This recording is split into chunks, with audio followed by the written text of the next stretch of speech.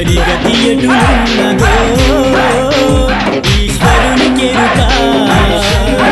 ఎవరికి విధముగా జరుగునో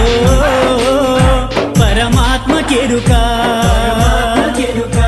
ఎవరి గతి ఎటులున్నదో ఈశ్వరునికెరుక ఎవరికి విధముగా జరుగునో పరమాత్మకెరుక ఎవరి స్థితి ఎటులున్నదో